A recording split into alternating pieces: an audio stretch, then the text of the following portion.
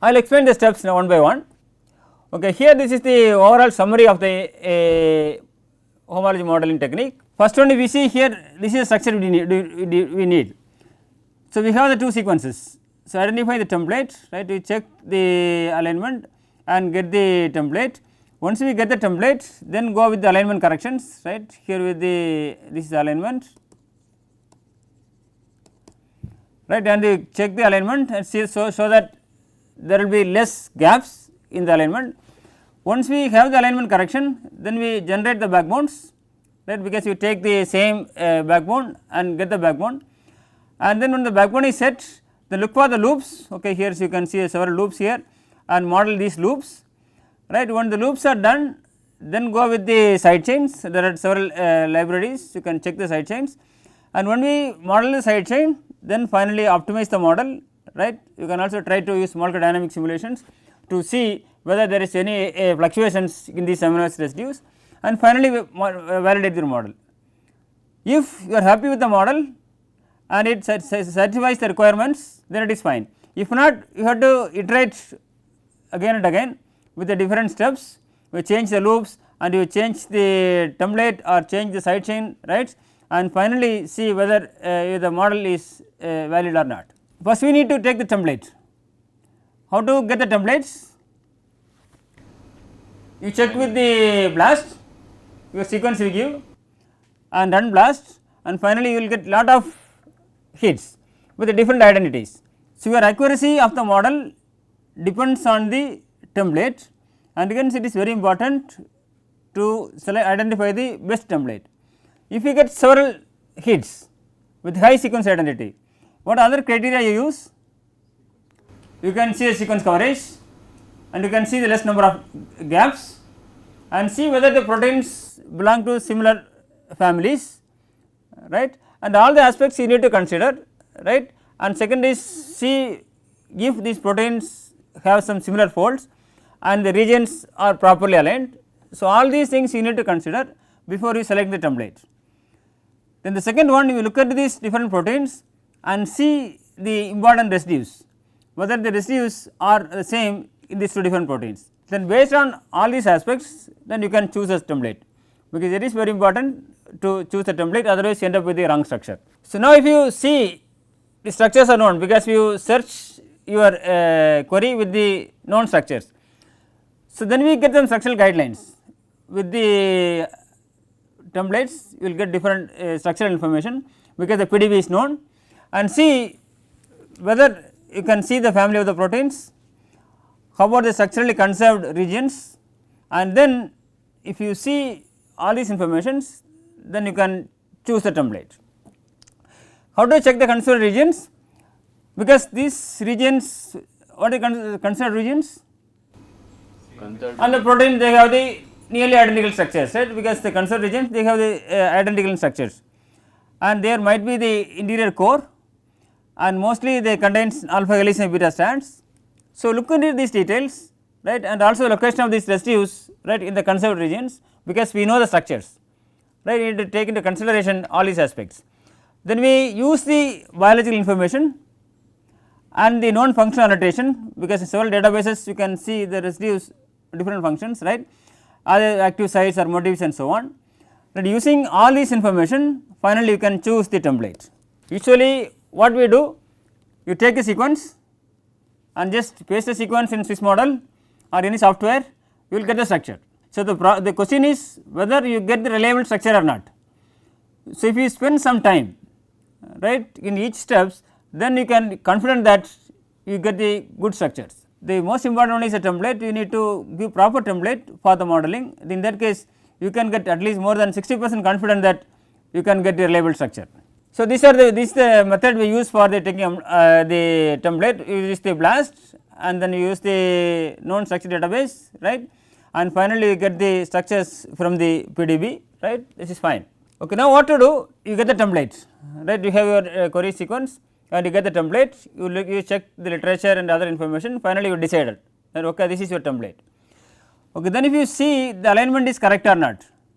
For example, if you see an alignment, right, alanine is mutated to glutamic acid, So, you can align any residue, you can mutate any residues, that is possible, but this is reliable or not, right. If it is alanine is the buried region and we convert the mutated to glutamic acid, this is what unlikely happen because it will destabilize the protein, right, because alanine is a hydrophobic residue, this is hydrophobic core, and if you convert mutate alanine to glutamic acid, what will happen? Destabilize, right, because it is a charged residue, right, it will destabilize the protein. So, this is less possible to have this type of alignment. In this case the alignment you need to change, so introduce a gap or right, and you can make these residues not aligned, you have to align properly. Then you can use a multiple sequence alignment and see that conserved residues, and your template whether the conserved residues are properly aligned or not. If it is not properly aligned, you have to make the correction so that it is properly aligned. Then you can see the template and see whether the core residues which are less likely to be changed, because these are the very important residues, right, then the residues are the outside of the protein. Then also you can see the insertion deletions and the gaps, right, you have to make the gaps as less as possible, because if you introduce more number of gaps it is less possible, right. In this case you check that the gap should be as small as possible. Okay, I will show an example, right. Here you can see a template structure, this in green, okay, this is the green one, okay, this is the template structure. So, we aligned with two types of structures, right, one is you can see in red and one is in blue. If you see the red one, okay, this is aligned here, this is the red, and here this is up to here, and this is the gap, okay, here this is the large gap if you use the red one. And there is another one you can make the corrections using the blue line, you can see the blue is up to here and again it goes from here, and this is the gap, this is the gap for the one alignment, this is the gap for the second alignment. In this case which one you have to choose? The second one, right. In this case you can align with less gaps. Then if you now you have the template ready and you change the corrections, alignment corrections, and the alignment is also fine, right. Now what is next step? Build the backbone. Backbone generation, right, because you have the sequence, like for example you have the sequence, right, this is your query sequence, and you have the template, you get the template,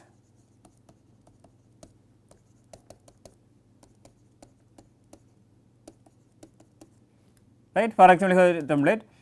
Then if you see this one, so backbone is the same, because if you draw this, right, this sequence you can get this one, right, n C alpha C n C alpha C n. So, here you have the hydrogen and this R group. If you take the query sequence or the template, the backbone is the same.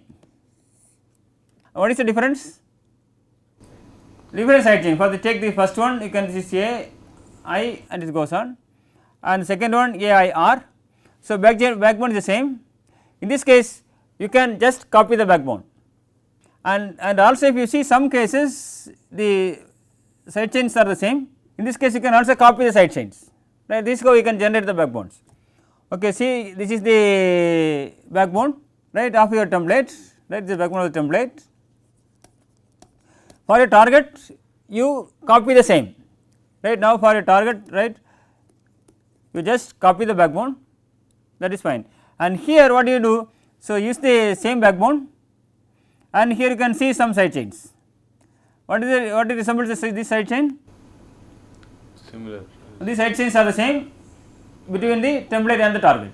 So, same amino acid residue, for example as I showed here, this A and I they are same. So, this case you can just copy the side chains, and then next is go with the loop modeling, because this is the important step, because the loops are the basis of the steric overlaps. Sometimes we have the small loops, some we have the longer loops, right. If you take the helices and strands and the conformation, they are restricted, right. Helices take some specific conformation, right. What is the range in the Ramachandran plot?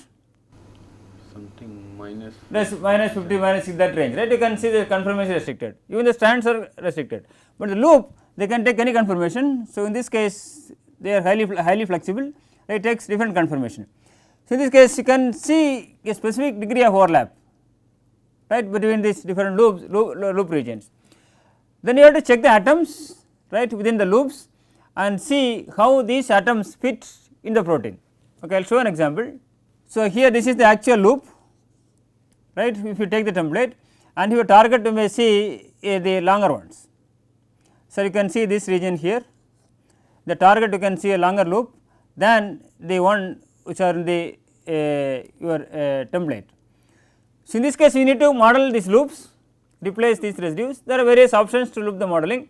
Either you can check the same residues in different protein structures which are also adapted in the loop regions, and then see you can try to connect with that residues, and finally you can make the corrections and energy minimizations and to make the conformational changes. So, likewise this loop modeling is an important one because it is highly flexible, right. In this case you can get the data from these known structures in loop regions and you can make these loops, right, the conformation of these particular loops. So, now we have done the template, made the alignment correction and we generated the backbone and we fit the loop regions, but loop regions are not highly stable, right, but we made these loops, right, within these regular secondary structures.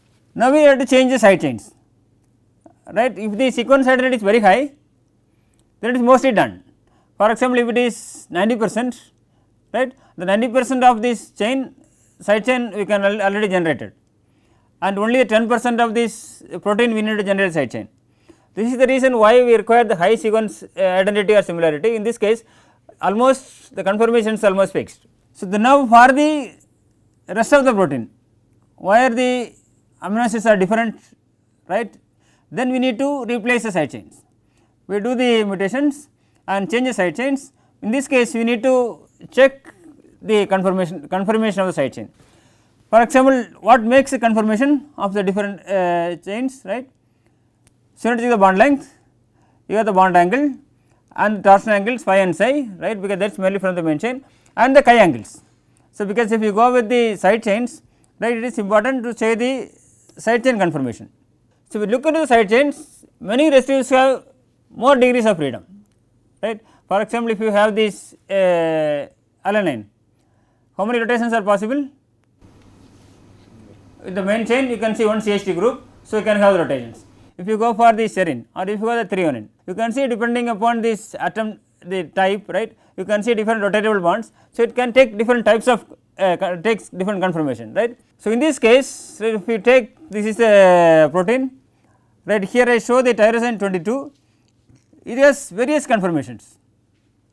You check the all possible conformations and then if you see the libraries and check the one which one is the most probable one based on the type of the specific residue and where it is located.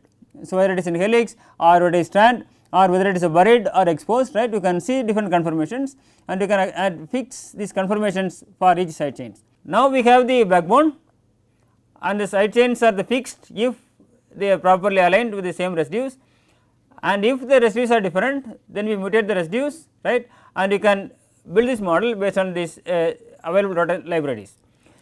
So, in this case it is very important because we need the libraries, right, because if you have the rotations, how much degrees one can rotate?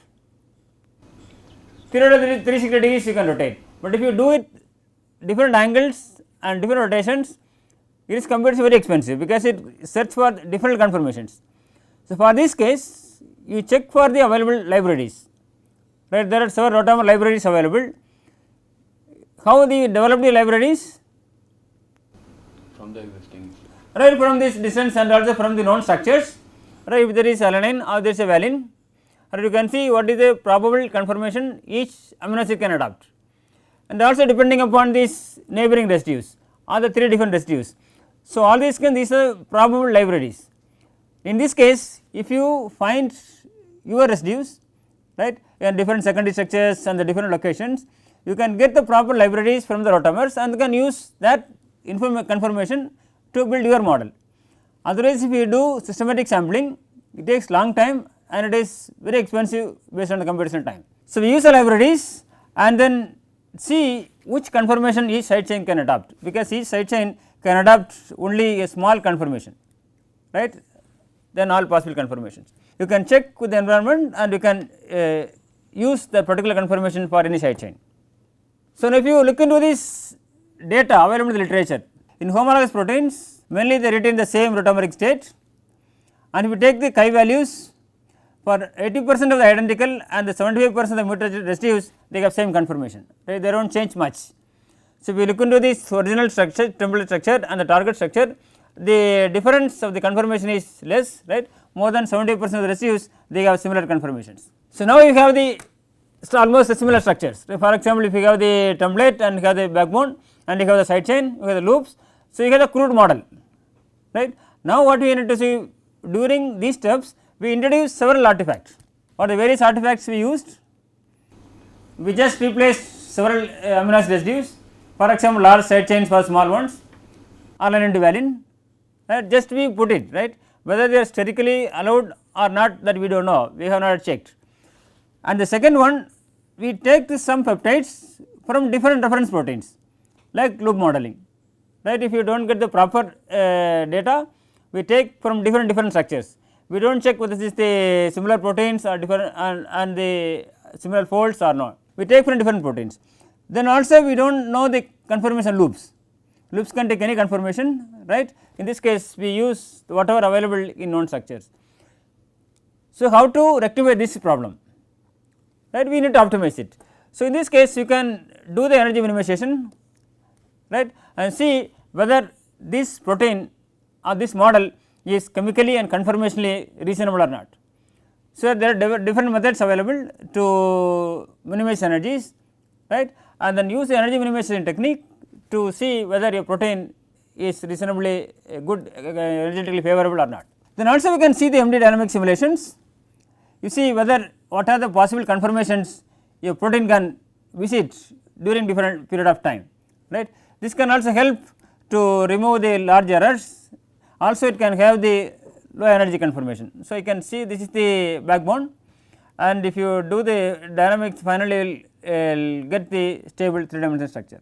So, once we develop a model, it is a completely crude model, you need to do energy minimization to see and get the energetically favorable structure, and for more aspect if you do the MD simulations, you can see what are the probable conformations each residue can make and whether it is possible to better conformation with lowest energy state. So, now if you model the structure and you optimized it and you got the structure, now your structure is done, right.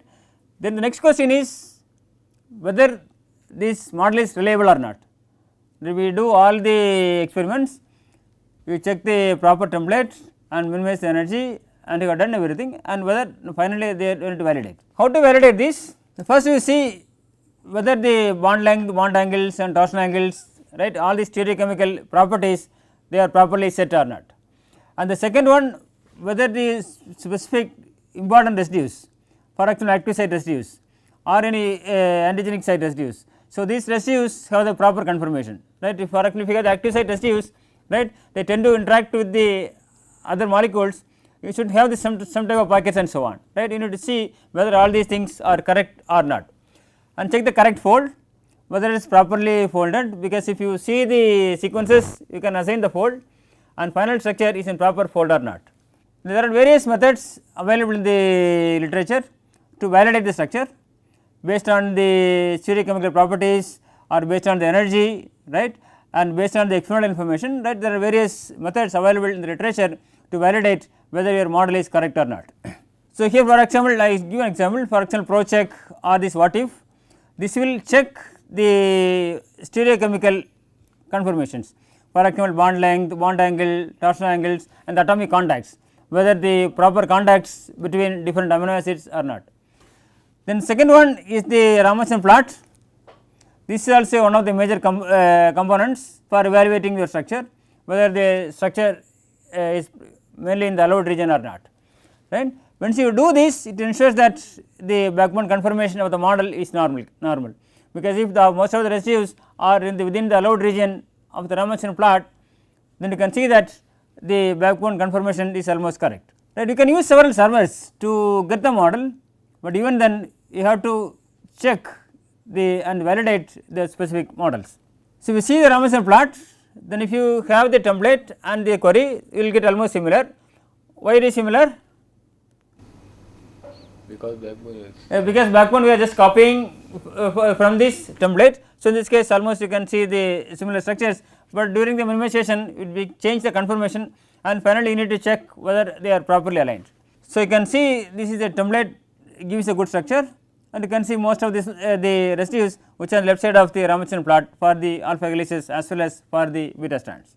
Then you check the specific residues, for example glycine, because glycine has different conformation in Ramachandran plot that I will show now, and the proline, where the proline are located in the Ramachandran plot. So, here this is the plot for the general case, right, where is this your alpha helix, and you can see the beta strand here, and some cases you can see the glycine, this is for the glycine, right, and here this is for the proline. So, check whether the glycines or proline they are also right placed properly, and they have the conformational angles which can be seen from this Ramachandran plot. So, this is one example you get from the ProCheck, right, you get a structure and you submit your structure in the ProCheck server, it will identify the bond lengths, bond angle and torsion angle, and how many of them are within the limit. For example, we see the bond length 99.1% are within the limit. So, these are bond angles, you can see the 98.1%, and the planar groups the 100% are within the limit. So, in this case the model is reasonably good, right, fine.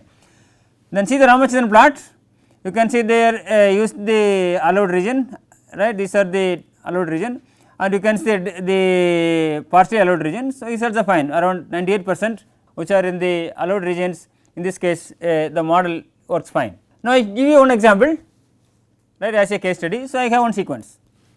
Okay, this is the tyrosine kinase protein, CS kinase. This is important for the target as a colorectal cancer, right. So, to develop a model, right, if first what you have to do? You have to find the template. So, what we have to do? BLAST, right, first we BLAST.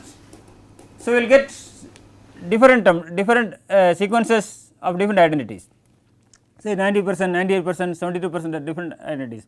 Then how to choose your template? First you see the same family and you see the complete structure is known. Sometimes you get the 98% sequence identity, but the structure is not complete, you have only the partial structure. So, you should have the complete structure for this the PDB.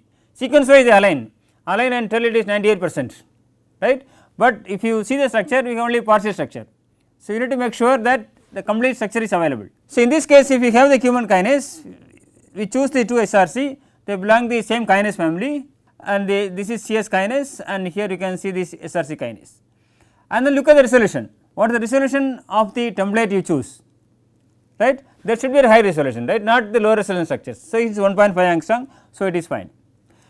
And another aspect is, even if you get less identical templates, you see the structurally similar or not, right, that is also possible. For example, if you have these binding sites, so sites are properly aligned, that regions are properly aligned.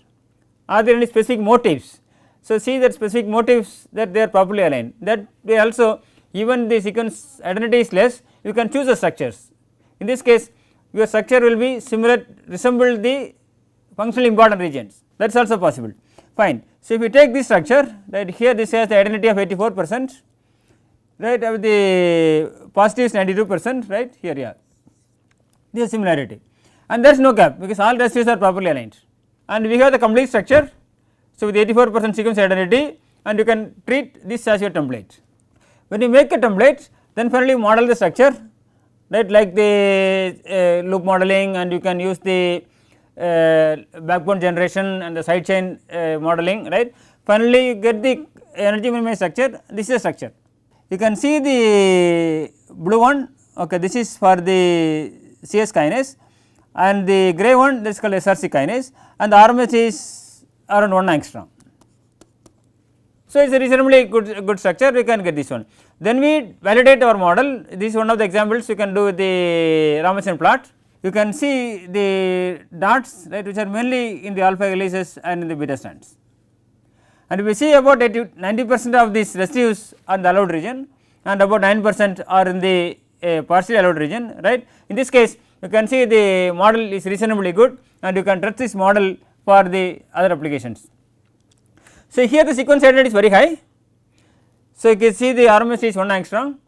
In this case we can also use this for understanding the different sites, as well as use this model for identifying the lead compounds in structure based drug design. It is possible because it gives similarly high resolution structure similar to the structures which you can obtain from experiments. So, these are the different servers for homology modeling that you can use Swiss model or the what if different servers you can do it, and here this is the one of the widely used tools like modeler. Is a various options to do that. So, you can download this software, you can install this software and you can get the structures using homology modeling. So, now we did this homology modeling. If you do not have any sequence identity, then what we have to do? We have to do from the scratch, right. In this case we have any sequence, you can get the structure, but we need to do from the sequence based on physical principles. What are the bond length, bond angle, torsional angle, and what types of interactions it can make, 1,4 interactions, 1,5 interactions, right, different types of van der Waals interactions, right, do all these things. It is time demanding because computationally expensive. Why it is computationally expensive? Because we need to do from the scratch and it is mainly based on the physical models, right. We need to calculate the energy and we need to fix the different positions for each atom, right. We have to do lot of conformation sampling. So, it takes lot of time to get a structure, and this is the reason the Ab-initio prediction we can use only for small proteins, for example less than 100 residues. If it is very high proteins, because it is very difficult to do all the minimization, in this case what they do?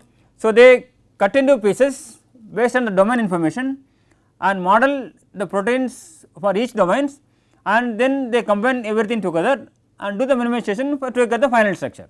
So, because in the knowledge based approach it may fail because the homologous structures are not available, and if there is new folds, because they look for these similar folds, right, to do this knowledge based approach. So, Rosetta is one of the widely used methods for the Ab-initio modeling, right. So, what they do, they start from the beginning and currently they implemented the homology modeling along with Ab-initio, right. They take some fragments, right, based on the local sequence preference, and you can see the library of the fragments for the different cases, and they think that these have the native like globular properties. Then they combine all these things together from the populations, and for the unknown cases they do the modeling, and then finally they generate the model and finally go with the different the possible structures and select the best one. This is how they use. Even the IIT Madras, IIT Delhi, Professor Jairam developed a server called Bhagirat, that is also based on the Ab-initio modeling technique. So, it is also have reasonably good accuracy if the residues are less than 100 residues, if the protein is small in size. So, there is another method that is called the threading or the fold recognition. In this case you can see the best fit between the sequence and template. For example, if you have a sequence, from the sequence we can derive some information, we have an energy function and see how this can fit with the structures. This is a kind of 1D to 3D alignment. So, what to do? We first get the energy function, that is very important, that is a difficult step, and template libraries. You can see the different structures available in protein data bank. You make a libraries and see which energy function fits with which type of proteins, right, and then align the sequence with the template using score. The score they depend on the statistical potentials, how far the residues are close to each other, or what is the environment based on physical chemical properties, and how about the gap. Based on that they develop the energy functions and they compare, right. This is the kind of 1D to 3D alignment. Once the fold is set, then they can use the homology modeling and the energy minimization to refine the structure. How to do this? For example, this is a target sequence, right, and these are the different templates. First you take the energy function, right, to align the sequences with the structures, and then they look for the goodness of fit, which one will fit with the different templates and align based on the ranks, and finally they get the best one based on the rank. How to use this scoring function? Okay, this is a sequence, they use 3 different aspects. One is what is the probability that 2 residues are in contact. For example, if you know the sequence, what are 2 residues which have high possibility that they are in contact with each other. For example, this lysine and another aspartic acid, they can be close to each other. For example, this and this can be close to each other, or this leucine and this tyrosine can be close to each other.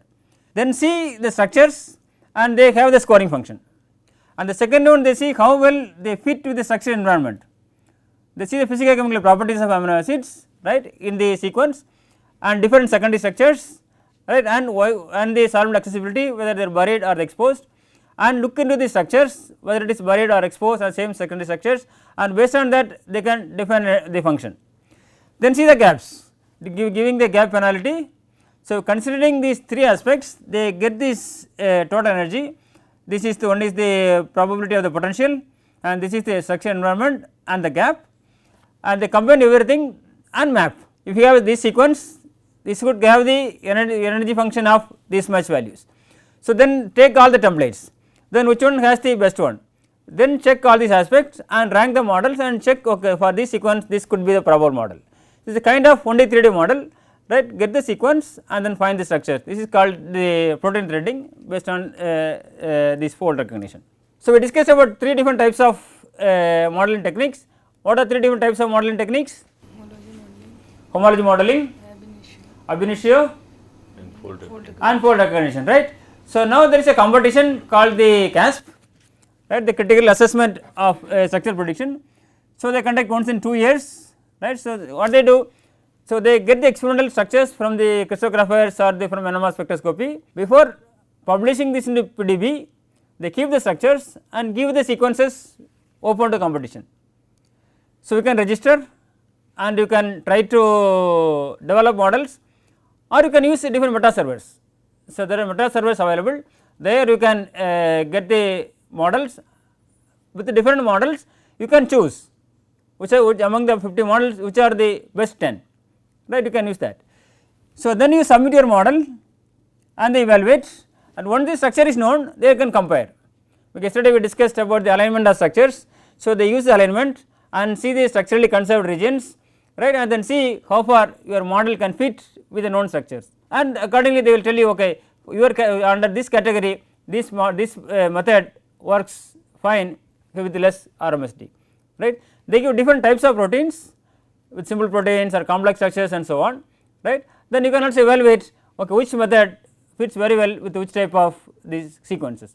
For example, if sequence identity is high, we expect the homology modeling work fine, and if other cases Ab-initio can work, some can do well with the fold recognition and so on, right. So, this is the blind prediction method. Anybody can register and work on that, right, and maybe you can also try, maybe next year we have the competition. So, see whether your method can predict, right, the structures, right, fine with these other available existing methods, right. Summarizing what we discussed today. Started with structure prediction. Yeah, mainly with the predicting 3D structures from sequence. What is the name of the problem? Protein folding problem, because comparing the sequences and structures, right, known sequences are around 700 to 800 fold compared to the structures. So, it is very important to build a model, right. Also structures are important to understand the function.